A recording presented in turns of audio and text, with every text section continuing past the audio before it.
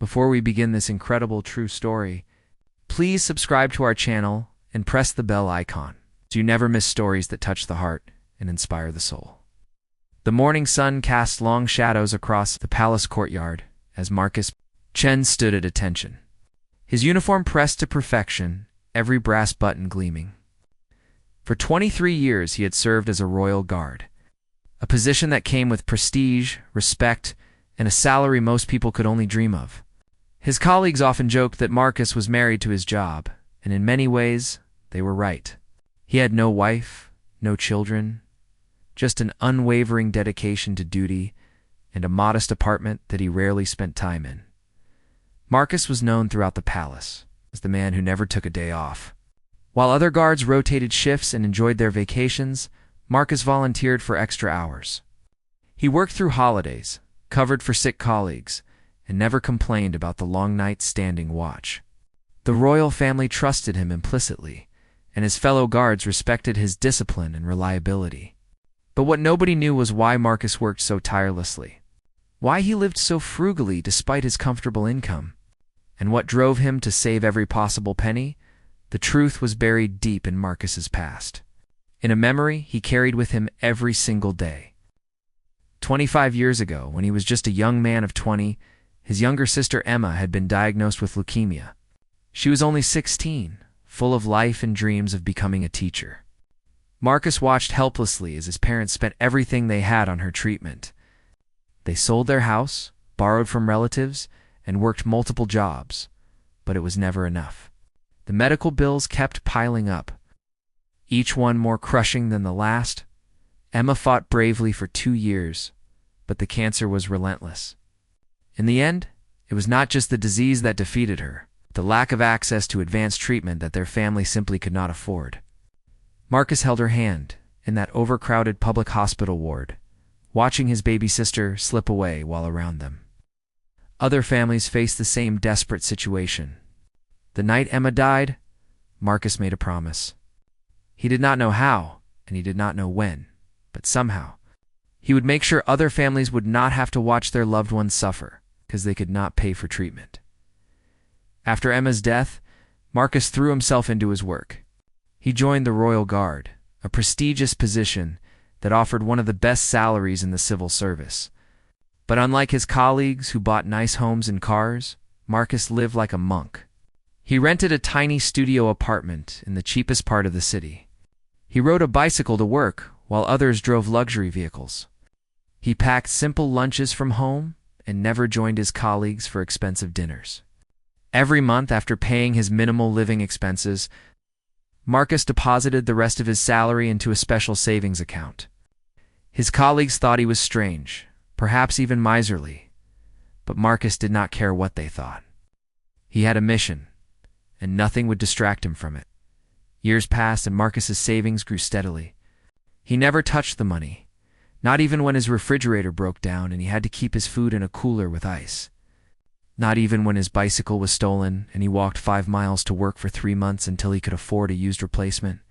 Every sacrifice brought him closer to his goal, and every penny saved was a step toward honoring Emma's memory.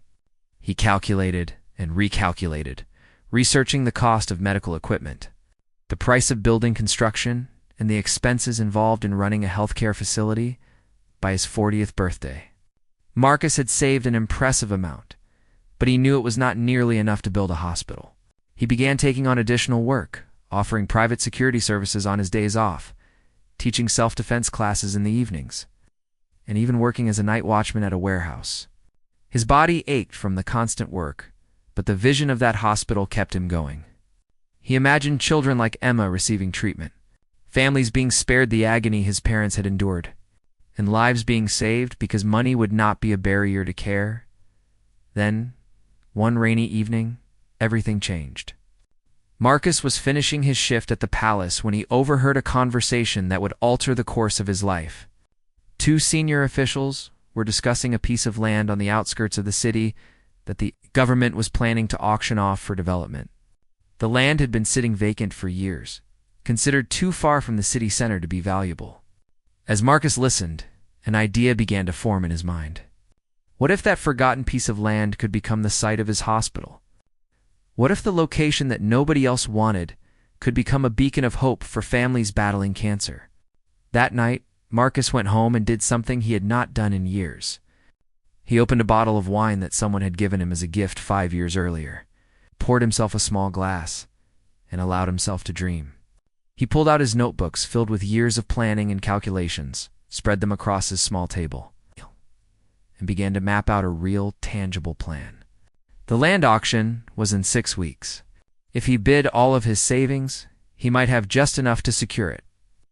But then he would be starting from zero again when it came to actually building the hospital. The next morning, Marcus requested a meeting with his supervisor, Captain Reynolds, a gruff but fair man who had overseen the Royal Guard for 15 years. When Marcus explained his plan to bid on the land, Reynolds looked at him as if he had lost his mind.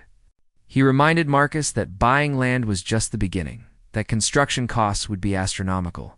Running a hospital required licenses, staff, and endless funding. But as Marcus spoke about Emma, about the promise he had made, and about the families who were suffering right now, Reynolds' expression softened. He had never heard Marcus speak so passionately about anything.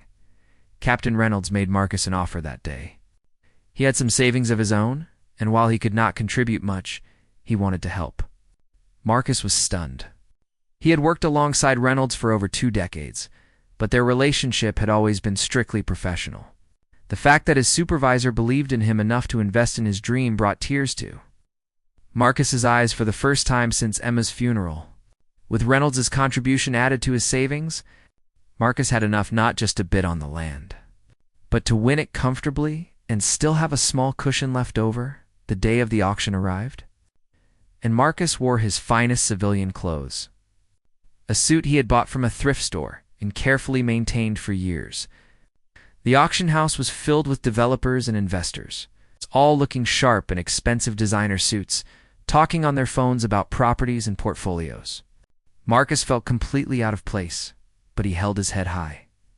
When the auctioneer announced the land parcel, several developers showed mild interest, but the location's remoteness kept the bidding modest.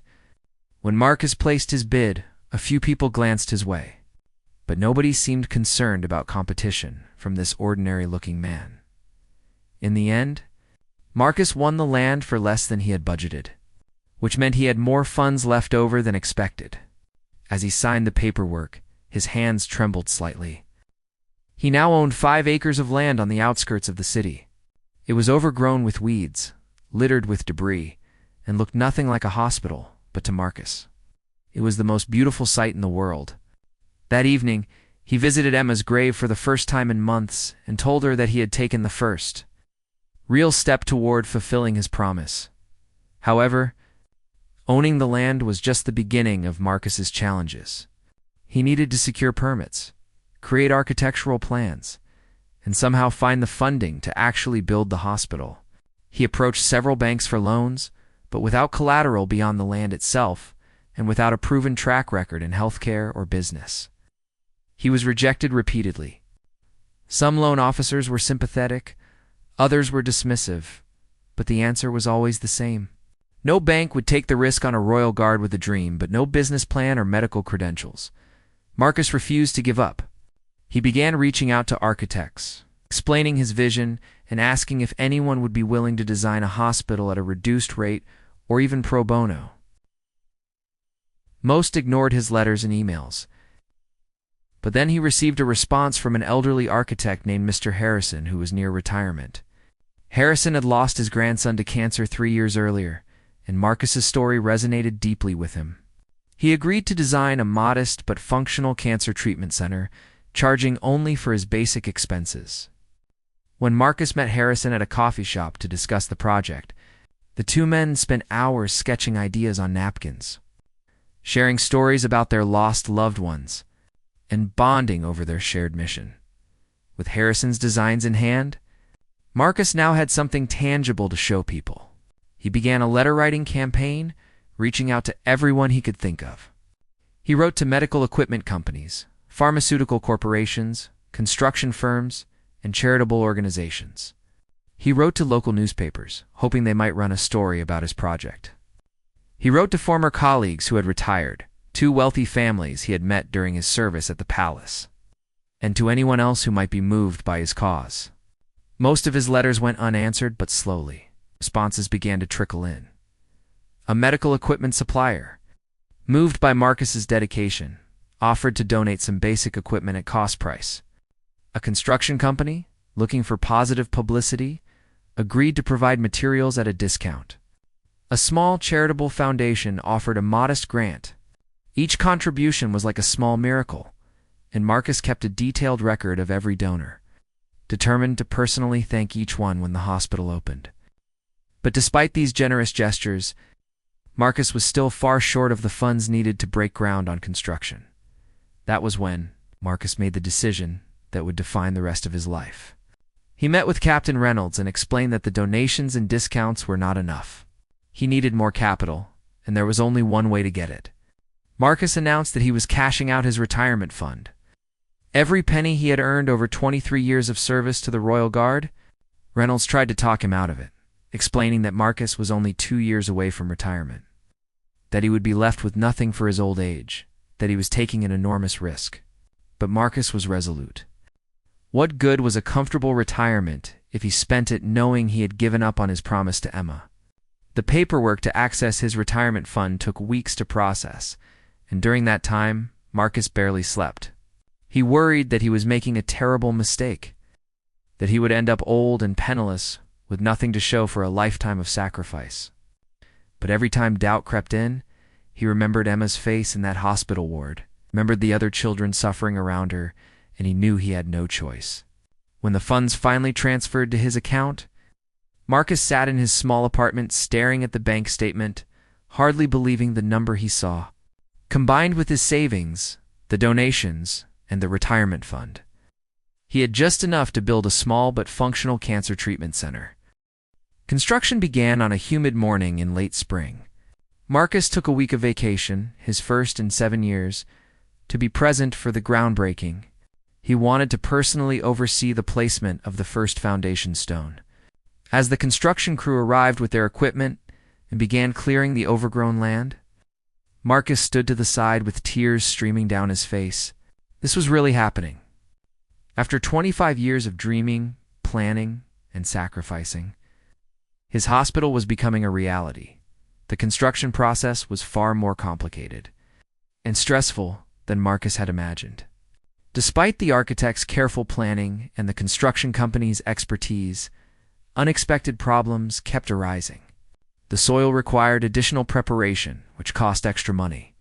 Heavy rains delayed work for 2 weeks. Material costs increased due to supply chain issues. Each setback ate into Marcus's carefully calculated budget, and each time he had to find creative solutions. He negotiated with suppliers, convinced some workers to accept delayed payment, and even took out a small personal loan using his bicycle and few possessions as collateral. During this time, Marcus continued working his regular shifts at the palace, but he spent every free moment at the construction site. He arrived before dawn and stayed until dark, helping however he could. Despite having no construction experience, he learned to mix concrete, carry materials, and assist the workers in whatever way they needed. The construction crew, initially skeptical of this obsessive guard who watched their every move, grew to respect his dedication. They had never seen someone so personally invested in a project, and his passion was contagious. Workers began staying late voluntarily, double-checking their work to ensure everything was perfect for Marcus's hospital. Word of Marcus's project began spreading through the community. A local newspaper finally ran a small story about the Royal Guard building a cancer hospital with his life savings. The article was buried on page 7, but it caught the attention of a wealthy businessman named David Chen, who had recently survived cancer himself. Chen was moved by Marcus's sacrifice and reached out offering to help. He could not donate large sums of money as he had his own business expenses, but he used his connections to organize a fundraising dinner. The event was modest, held in a simple community hall, but it brought together people who had been touched by cancer and wanted to contribute to Marcus's vision. The fundraising dinner raised enough money to cover most of the remaining construction costs, but more importantly, it created a network of supporters who would become crucial to the hospital's success. Among the attendees was Dr. Sarah Mitchell, oncologist who had been considering early retirement after 20 years of working in overcrowded public hospitals. When she heard about Marcus's plan to provide free or low-cost cancer treatment to those who could not afford it, she approached him with an offer. She would serve as the hospital's first doctor, working initially for a minimal salary. If Marcus could promise to uphold his vision of accessible health care for all, meeting Dr. Mitchell was a turning point for Marcus. Until then, he had been so focused on building the physical structure that he had not fully considered how the hospital would actually operate. Dr. Mitchell helped him understand the complexities of running a medical facility. From licensing requirements to staffing needs to supply chains for medications, she introduced him to nurses, technicians, and administrative staff from her network who were inspired by the project and willing to work for reduced salaries. Together, they began forming the team that would bring the hospital to life. As construction neared completion, Marcus faced a new challenge. The hospital building was finished, equipped with donated and discounted medical equipment, staffed with dedicated professionals, but he had almost no money left for operations. Running a hospital, even a small one, required constant funding for medications, utilities, supplies, and salaries. Marcus had poured everything into construction and had not adequately planned for ongoing operational costs. For the first time, he wondered if his dream was about to collapse. Just as it was being realized, Dr. Mitchell suggested they apply for government healthcare subsidies and grants. But the application process would take months, and they needed funding immediately. Marcus considered postponing the opening, but every day of delay meant more families were suffering without access to affordable cancer treatment. He made another difficult decision. He approached the royal family directly, something he had never done in his 23 years of service despite his close proximity to them. Marcus requested a private audience and, with great nervousness, explained his project and asked if the Royal Charitable Foundation might consider supporting the hospital's operations. The meeting was scheduled for a Tuesday afternoon, and Marcus was so anxious he could barely eat for 2 days beforehand. When he entered the private meeting room and saw the princess who headed the Royal Charitable Foundation, he felt his carefully prepared speech evaporate from his mind. But as he began telling Emma's story, describing the promise he had made and the sacrifices he had endured to build this hospital, the words flowed naturally. He showed her photographs of the construction process, introduced her to Dr. Mitchell via video call, and explained their vision of a hospital where no family would be turned away due to inability to pay. The princess listened quietly, asking occasional questions, her expression unreadable. When Marcus finished, there was a long silence that felt like an eternity. Then she asked him a single question that he had not anticipated.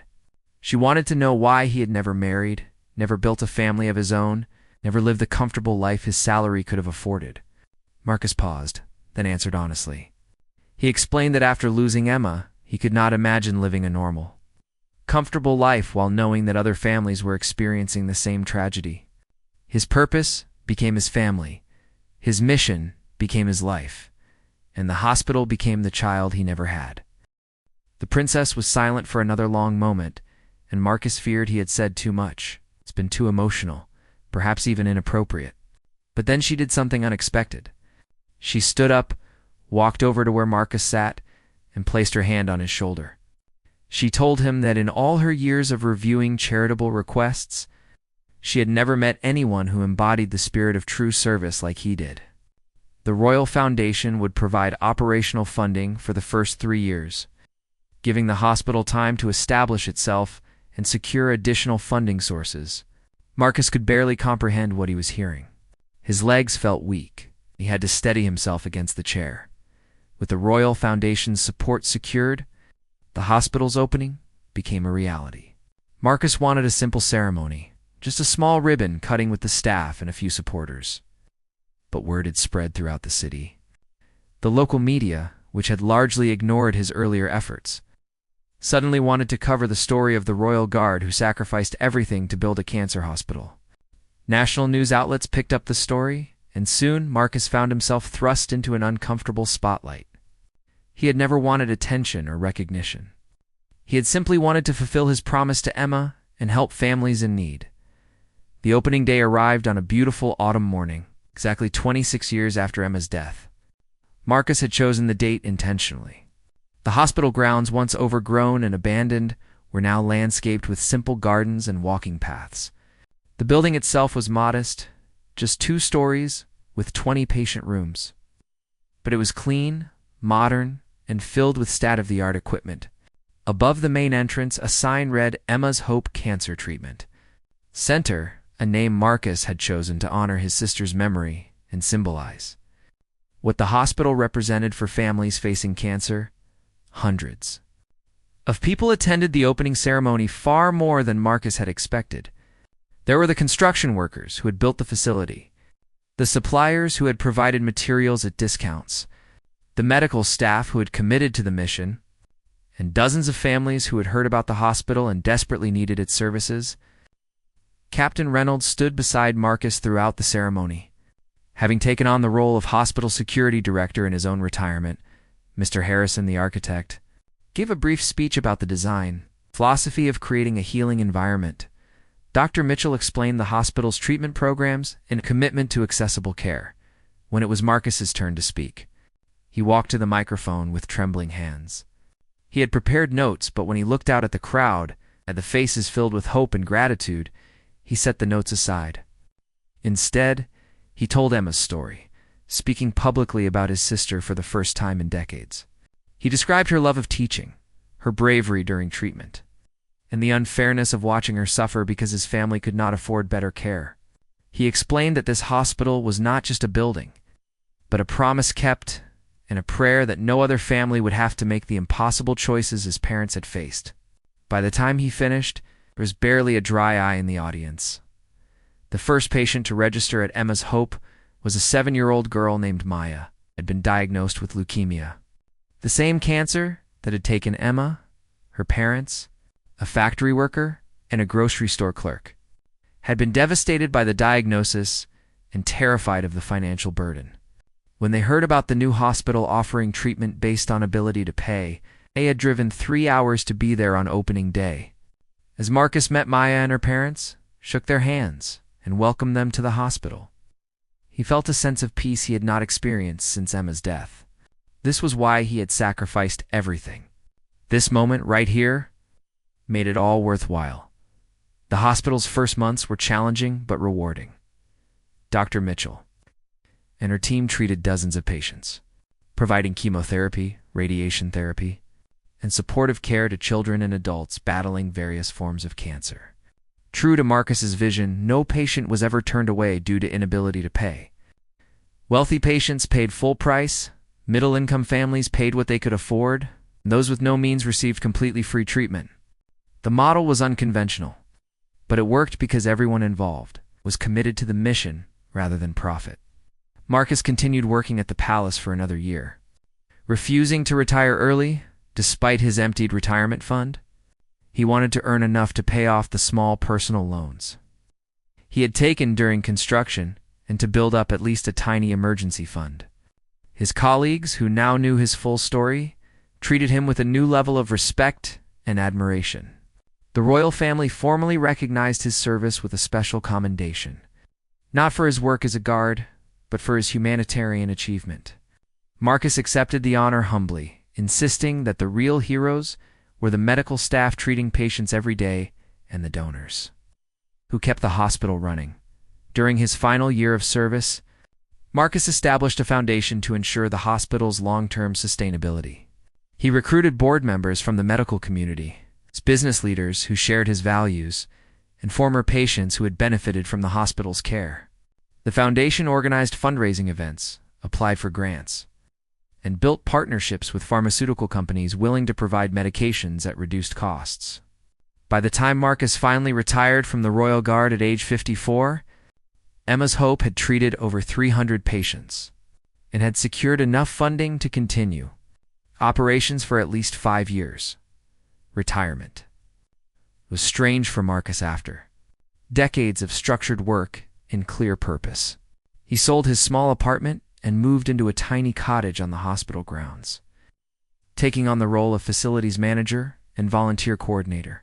He did not need much money anymore, having learned to live on almost nothing during his years of saving. His needs were simple: a roof over his head, food to eat, and the satisfaction of seeing the hospital thrive. He spent his days maintaining the grounds, welcoming new patients, sharing his story with visitors, and continuing to fundraise for the hospital's ongoing needs. As word of Emma's hope spread, the hospital began receiving visitors from other regions and even other countries. Healthcare administrators wanted to study the hospital's financial model. Medical students came to volunteer. And philanthropists arrived curious about this unconventional facility that somehow managed to provide quality cancer care regardless of patients' ability to pay. Marcus welcomed them all, always emphasizing that the hospital's success was not due to any brilliant business strategy, but simply because everyone involved cared more about healing people than making money, one particularly meaningful. Visit came from a delegation of doctors from a neighboring country where cancer treatment was completely unaffordable for the majority of the population. They spent a week at Emma's Hope, observing operations, interviewing staff, and learning about the hospital's systems. Before they left, the lead doctor approached Marcus with tears in his eyes. He explained that they were planning to build a similar hospital in their country, inspired by Marcus's example. They asked permission to name it Hope's Legacy as a tribute to Emma and to Marcus's sacrifice. Marcus was overwhelmed by the idea that his sister's memory and his life's work might inspire change beyond their own city. However, not everything about the hospital's operation was smooth. There were difficult moments when Marcus questioned whether he had made the right choices. During the hospital's second year, they faced a critical shortage of a specific chemotherapy medication that several patients urgently needed. The pharmaceutical company that usually provided it at a discount had stopped production due to low profitability. Marcus spent sleepless nights making calls, sending emails, and searching for alternative suppliers. Eventually, he found a manufacturer in another country willing to help, but the incident reminded him how fragile their operation was and how dependent they were on the goodwill of others. There were also emotional challenges that Marcus had not anticipated. Working so closely with cancer patients meant witnessing loss and grief regularly. Despite Dr. Mitchell's expertise and the staff's dedication, not every patient survived. Each death hit Marcus hard, bringing back memories of Emma and reminding him of the cruel reality of cancer. After particularly difficult losses, he would walk through the hospital gardens late at night, struggling with feelings of inadequacy and wondering if all his sacrifice had been enough. It was during these dark moments that Captain Reynolds, who still served as security director, would find him and remind him of the hundreds of lives they had saved and improved. As the hospital approached its third anniversary, an unexpected opportunity arose. A wealthy industrialist who had been treated for cancer at a prestigious private hospital read about Emma's Hope and was intrigued by its mission-driven model. He visited anonymously, posing as a regular patient's family member. Wanting to see if the hospital's reputation for compassionate care was real or exaggerated, he spent an entire day observing interactions between staff and patients, watching how everyone from doctors to janitors treated people with dignity regardless of their financial situation. Before leaving, he revealed his identity to Marcus and made an offer that seemed too good to be true. The industrialist proposed establishing an endowment fund that would provide Emma's Hope with permanent financial stability.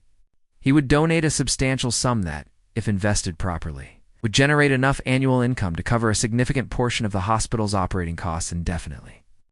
In exchange, he asked for nothing except that the hospital maintain its commitment to treating all patients, regardless of ability to pay, and that it share its operational model with others interested in replicating it. Marcus, Dr. Mitchell, and the board were stunned by the generosity. They carefully reviewed the offer, consulted with lawyers and financial advisors, and eventually accepted with profound gratitude. The endowment transformed Emma's Hope's future. With financial stability secured, the hospital could expand services, hire additional staff, and invest in newer medical equipment. They added a research wing focused on developing more affordable cancer treatments. Partnering with universities and pharmaceutical companies, They created a training program for medical professionals from underserved areas, teaching them both clinical skills and the philosophy of accessible healthcare. The hospital that Marcus had built with his life savings and retirement fund was becoming something far bigger than he had ever imagined. A model and a movement that was starting to influence healthcare delivery beyond their city. During this period of growth, Marcus received numerous offers to tell his story more widely. Publishers wanted to write books about him. Filmmakers wanted to make documentaries. And organizations wanted him to speak at conferences around the world. He politely declined most of these opportunities. Uncomfortable with the attention and worried about being portrayed as some kind of saint or hero, he insisted that he had simply done what anyone with a conscience would do when faced with unnecessary suffering. However, he did agree to a few carefully selected speaking engagements, using them as opportunities to advocate for healthcare reform and to encourage others to find their own ways to serve their communities. One of these speaking engagements brought Marcus to a medical conference where he shared the stage with renowned oncologists, healthcare policy experts, and government officials. He felt completely out of place among these accomplished professionals with their impressive credentials and eloquent speeches. When his turn came to speak, he did not try to match their sophisticated presentations. Instead, he simply told Emma's story once again, explained the human cost of inaccessible healthcare, and challenged the audience to imagine a world where medical treatment was based on need rather than wealth. His simple, heartfelt message received a standing ovation and sparked conversations that continued long after the conference ended. The recognition brought both benefits and challenges to Marcus's life. On one hand, the increased visibility helped Emma's Hope attract more donors, volunteers, and partnerships. On the other hand, Marcus found himself increasingly pulled away from the hands-on work at the hospital that he loved. Instead, attending meetings, giving interviews, and managing the growing administrative demands of an expanding institution, he missed the days when he could spend hours in the garden talking with patients, helping maintenance staff with repairs, or simply sitting in the waiting room offering comfort to worried families. As Marcus approached his 60th birthday, he began experiencing health problems of his own. Years of stress, overwork, and minimal self-care were taking their toll. He developed high blood pressure and chronic back pain from the physical labor during the hospital's construction. Dr. Mitchell insisted he slow down and focus on his health. There was always one more thing to do, one more patient to meet, one more donor to thank. It took a serious health scare, a minor heart incident that landed him in his own hospital as a patient, to finally make him accept that he needed to step back from his intense pace. Lying in a hospital bed at Emma's Hope, being cared for by the staff he had assembled and in the facility he had built, Marcus had time to reflect on his journey. He thought about Emma and wondered what she would think of what he had accomplished in her name. He thought about all the patients who had been treated at the hospital, all the families who had been spared the financial devastation his own family had faced. He thought about the other hospitals now being built based on Emma's Hope's model, spreading the impact far beyond what he had originally envisioned. Despite having given up his retirement savings and living simply in his small cottage, Marcus felt incredibly wealthy in the ways that truly mattered. During his recovery, Marcus received an unexpected visitor. Maya, the 7-year-old girl who had been the hospital's first patient, now a healthy 14-year-old, came to see him. She brought him flowers from her family's garden and a card she had made herself. In the card, she wrote about how she wanted to become a doctor someday, so she could help other children the way. Dr. Mitchell and the Emma's Hope staff had helped her. She thanked Marcus for giving her the chance to grow up, to go to school, to have a future. As Marcus read her words and looked at this thriving young girl who had been so sick when they first met, he cried tears of joy and gratitude. After his recovery, Marcus made a significant decision. He would step down from the day-to-day management of Emma's Hope and transition to an advisory role. The hospital had capable leadership, a dedicated staff, and a sustainable financial foundation. It no longer needed him to personally oversee every detail. This was difficult for Marcus, who had devoted more than half his life to this dream. But he recognized that holding on too tightly might actually hinder the hospital's continued growth. He needed to trust the team he had built and the systems they had established. In his new advisory role, Marcus focused his energy on mentoring people from around the world who wanted to create similar healthcare facilities in their communities. He shared not just the practical details of how Emma's Hope operated, but also the philosophy behind it and the importance of staying true to the mission, even when facing financial pressures. He helped establish a network of mission-driven healthcare facilities that shared resources, knowledge, and support. What had started as one man's promise to his dying sister was becoming a global movement toward more accessible and compassionate healthcare.